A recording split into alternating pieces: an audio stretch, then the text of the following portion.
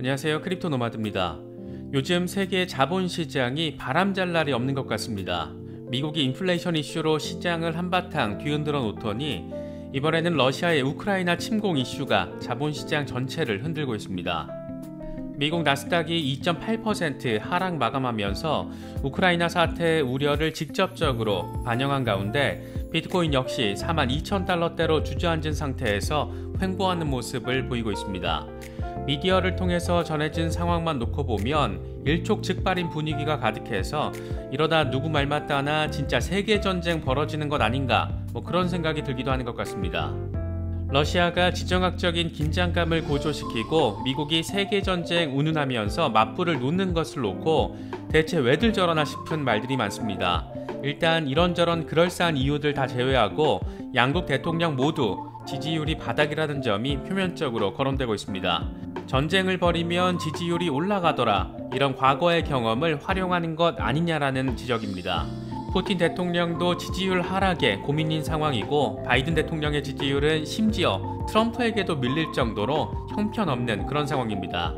그렇다 보니까 이것들이 전쟁 노름으로 지지율 쌓기에 나선 것 아니냐, 이런 비판들이 나오고 있습니다. 음모론 중에는 상당히 재밌고 또 그럴싸한 것이 하나 있는데, 러시아가 우크라이나 이슈를 고조시키면서 투자 시장의 하락 내지는 폭락을 유도하고 자연스럽게 비트코인 저가 매수를 하기 위한 목적도 분명히 깔려 있을 것이다, 이런 내용입니다.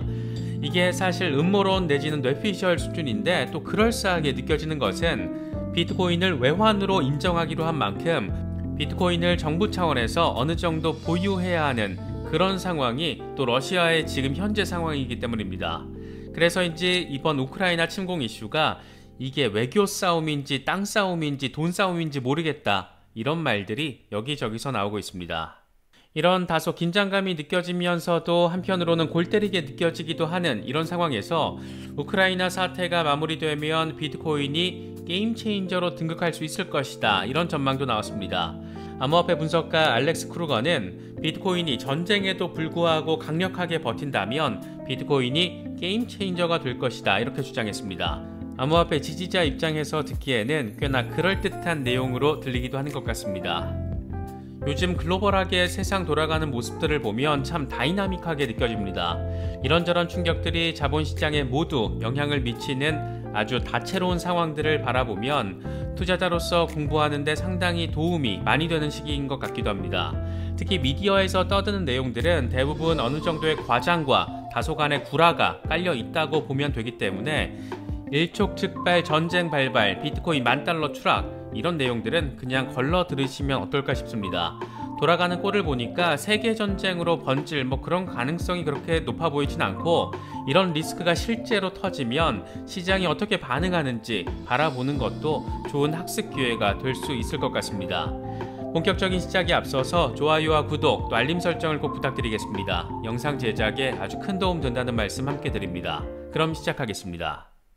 미국발 인플레이션 충격에 한 방 맞은 뒤에 아직 회복도 제대로 하지 못한 상황에서 나스닥도 비트코인도 우크라이나 리스크에 제대로 얻어터졌습니다. 비트코인은 다시 42,000달러대로 주저앉은 채 이래저래 눈치 보는 횡보 상황을 이어가고 있습니다. 나스닥 역시 2.8%가 빠지면서 우크라이나 리스크를 고스란히 받아들였습니다. 공포 탐욕 지수는 하루 전보다 6포인트 빠진 44를 기록하면서 다시 공포 단계로 후퇴했습니다. 비트코인 도미넌스는 소폭 올라서 43% 수준을 보이고 있습니다. 비트코인 도미넌스가 43%를 회복한 것은 지난해 11월 말 이후에 처음입니다. 현재 비트코인 상황과 관련해서 코인데스크는 비트코인이 1차적인 지지선인 40,000달러에서 이번 하락 흐름의 안정을 찾을 수 있을 거라고 진단했습니다. 그러면서 비트코인 가격이 하락하고 있지만 주간 차트 RSI는 과매도 레벨에서 상승해서 단기적으로 매수자들이 움직일 수 있게끔 유지할 수 있을 것이다. 또 비트코인 주간 차트 모멘텀 지표들이 개선되면서 비트코인이 이번 주말 35,000달러에서 40,000달러 위에서 지지를 받을 경우에 전망 자체는 중립 수준으로 볼 수 있다라고 분석했습니다. 이번 비트코인의 하락 충격은 단연 우크라이나 리스크입니다. 돌이켜보면 러시아가 비트코인 등 암호화폐를 받아들이기로 한 것의 출발점도 우크라이나 사태였는데 우크라이나 침공 이슈가 강대국들의 패권 다툼의 양상을 꽤나 복합적이고 다채롭게 만들고 있다, 이렇게도 바라볼 수 있을 것 같습니다. 러시아가 계속해서 우크라이나 침공을 만지작거리는 것을 놓고 진짜 이유는 푸틴의 지지율이다, 이런 분석들은 계속해서 나오고 있습니다. 특히 푸틴 대통령은 지난 2014년 크림반도 침공을 활용해서 60%였던 지지율을 90%대로 끌어올렸던 그런 경험이 있기 때문에 지금도 과거에 이런 경험을 잘 살려서 낮은 지지율을 회복하기 위한 지렛대로 우크라이나 침공 이슈를 활용하고 있다라는 분석이 나오고 있습니다. 사실 이런 상황은 바이든 대통령이 더 절실하지 않을까 싶습니다. 역대 최악의 지지율을 기록한 대통령, 이런 타이틀도 모자라서 일부 여론조사에서는 트럼프에게도 지지율이 밀리는 일종의 촌극의 주인공이 됐기 때문입니다. 세계전쟁이라는 다소 괴팍한 표현까지 사용하는 것을 보면 급하긴 급하구나, 그런 생각을 지울 수 없는 것은 단순히 기분 탓만은 아닌 것 같습니다. 러시아가 꽤나 고강도로 미국과 갈등 국면을 조성하는 것을 놓고 지정학적인 갈등이 아닌 화폐 패권 갈등 양상에서 바라보는 것도 충분히 가능할 것 같습니다.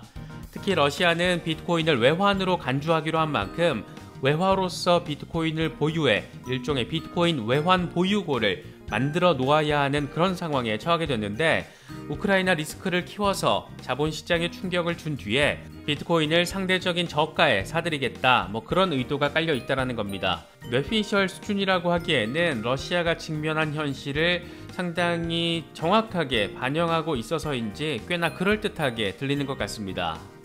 실제로 우크라이나 침공이 벌어질지, 이렇게 전쟁 노름이나 하면서 지나갈지는 조금 더 지켜봐야 하는 상황인 것 같습니다. 이런 상황에서 비트코인이 우크라이나 사태를 버텨내면 게임 체인저로 등극할 것이다, 이런 전망이 제시돼서 눈길을 끌고 있습니다. 암호화폐 분석가 알렉스 크루거는 러시아 침략이라는 뉴스 헤드라인에 직면해서 비트코인이 주식 대비 좋은 성적을 거뒀다. 하지만 러시아가 우크라이나를 침공하면 다시 3만 달러대로 떨어질 것으로 보인다, 이렇게 전망했습니다. 그러면서 이런 분석이 틀릴 수도 있다. 2020년 1월 7일 이란 미사일 발사 위기 때 비트코인은 위험 회피 자산으로서 거래가 이뤄졌다. 비트코인이 전쟁에도 불구하고 강력하게 버틴다라면 비트코인은 게임 체인저가 되는 순간을 맞이할 것이다, 이렇게 주장했습니다. 현재 단계에서 비트코인이 인플레이션이나 전쟁 등 위험 상황에서 해지 수단의 역할을 제대로 온전히 할 수 있을 것이냐, 이런 부분이 상당한 관심사가 되고 있는데, 이번 우크라이나 이슈가 비트코인에게는 하나의 숙제거리로 작용하고 있는 그런 모습도 확인할 수 있는 것 같습니다.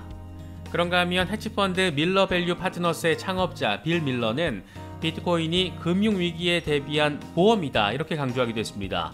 그는 CNBC와의 인터뷰에서 비트코인이 금융위기에 대한 보험 정책이 될 것이다.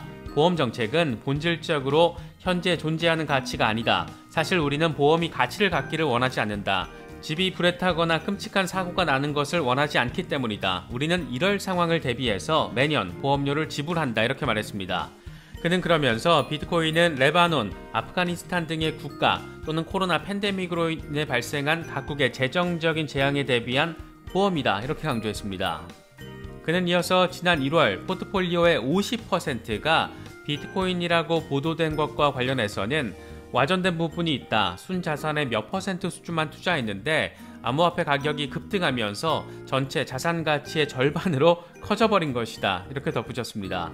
이 정도로 성공을 경험해버리면 비트코인에 대한 확신을 버리기도 참 어려울 것 같습니다. 부럽습니다. 미국에서 모처럼 의미 있는 소식도 전해졌습니다. 미국 재무부가 암호화폐 과세 대상에서 채굴자와 스테이킹을 제외하기로 했다는 소식입니다. 이게 참 당연한 건데 이걸 지금이라도 바로 잡는 것을 보면 이제 조금 시장에 대한 이해도가 조금 생기는 것으로 느낄 수 있는 그런 부분 같기도 합니다.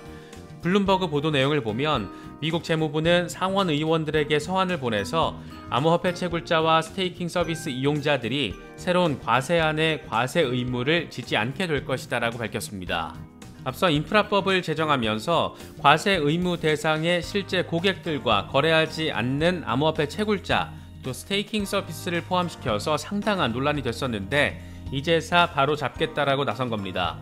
이와 관련해서 재무부는 기존의 규제는 납세자의 유가증권 매매 정보를 접할 수 있는 영업 활동을 진행하는 시장 참여자에게만 브로커 신고 의무를 부과하고 있다, 이렇게 설명했습니다.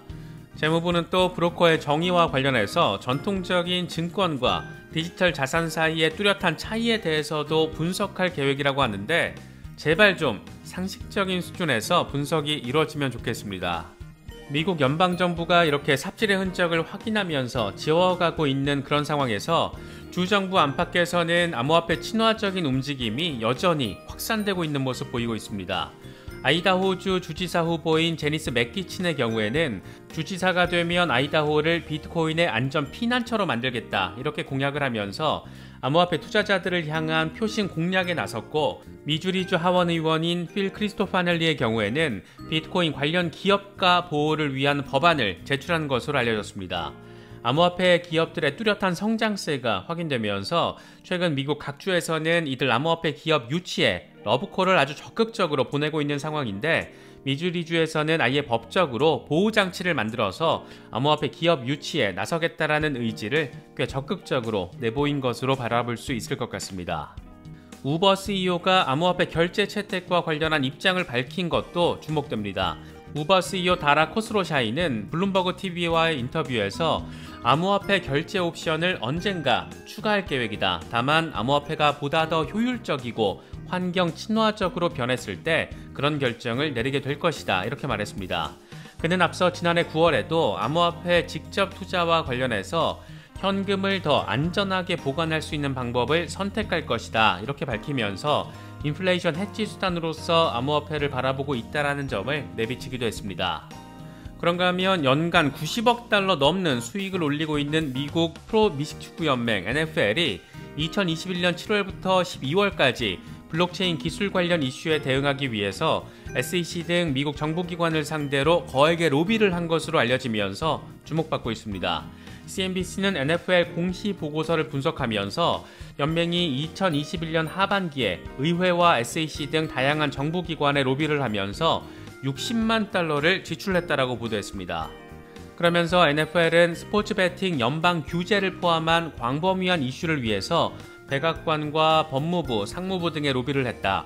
로비 내용은 공개되지 않았지만 스포츠 베팅 연방 규제를 포함한 광범위한 이슈라는 표현을 통해서 암호화폐와 스포츠 베팅과의 연관 관계를 추론해 볼 수 있다, 이렇게 설명했습니다.